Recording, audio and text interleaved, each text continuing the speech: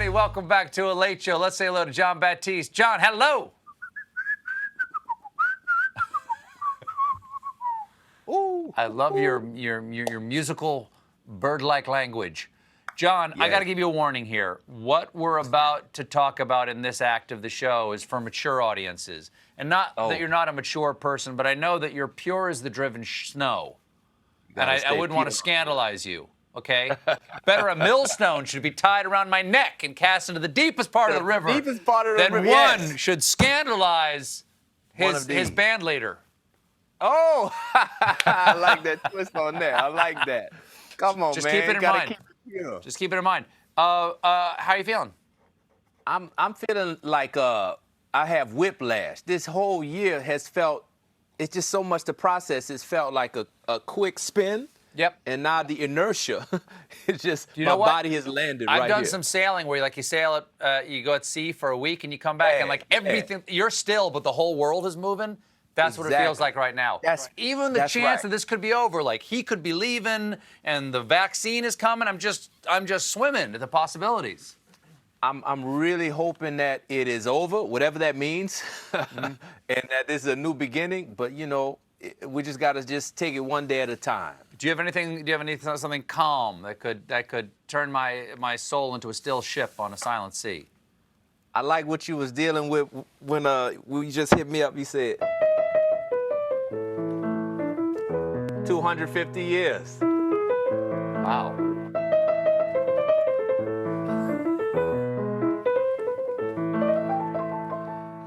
I don't know Beethoven could swing. Oh yeah, he got it now. It's been 250 years. He learned a thing or two, you know. John Baptiste, everybody. Thank you, John. Of course. Of course, the pandemic continues to rage, but there's hope on the horizon. And I'll catch you up on trying not to catch it in tonight's installment of Third.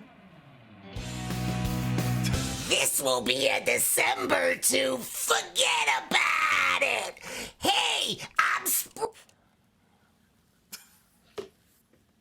Good enough. Two companies, Moderna and Pfizer, have vaccines that are tantalizingly close to market just in time for the holidays. So this year's favorite stocking stuffer is going to be hypodermic needles. In preparation yesterday, the CDC came out with guidelines that say once they're available, the first people to get the vaccine will be healthcare workers and people in nursing homes. That's great news, because these days, everybody's sitting on their couch in their soft clothes watching Wheel of Fortune. Technically, we're all in nursing homes.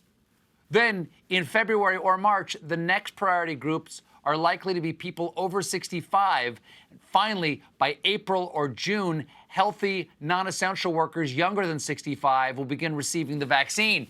You know what that means. According to the CDC, I'm young.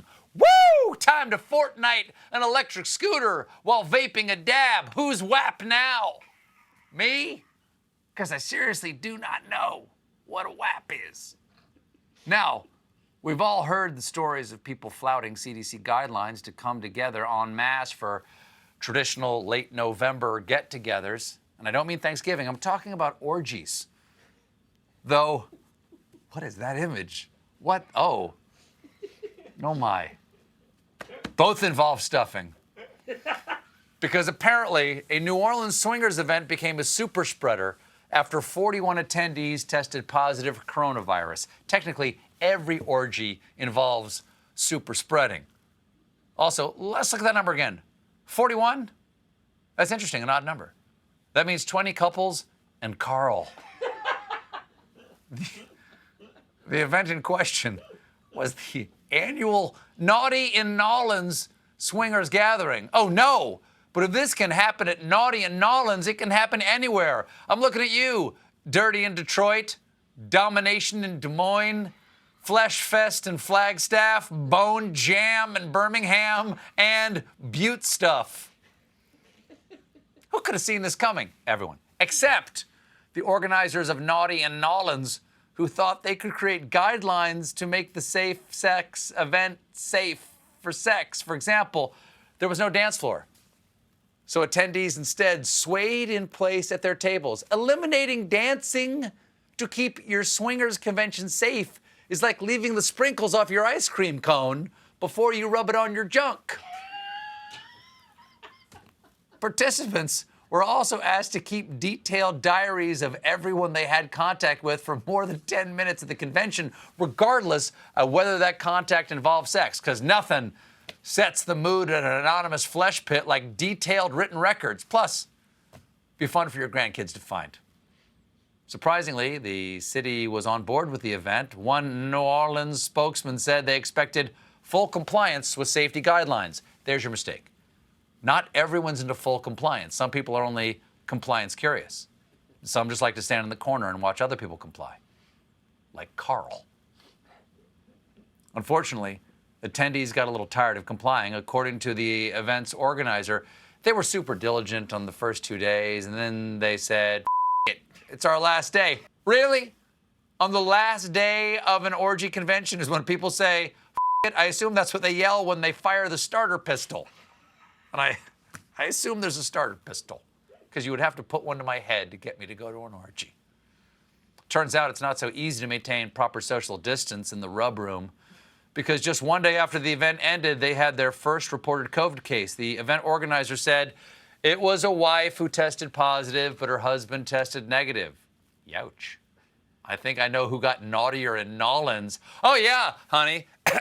I think I have it too. Must be the equal amounts of crazy cool sex we both had at the orgy. Given the outcome, the Naughty and Nolans organizers admit they do have regrets, with one saying, "If I could go back in time, I would not produce this event again." One, because of the virus. Two, because if I had a time machine, I would use it to produce Getting Freaky with the Greeky, full release in Greece, Tap That Athens. We'll be right back with Kate Winslet.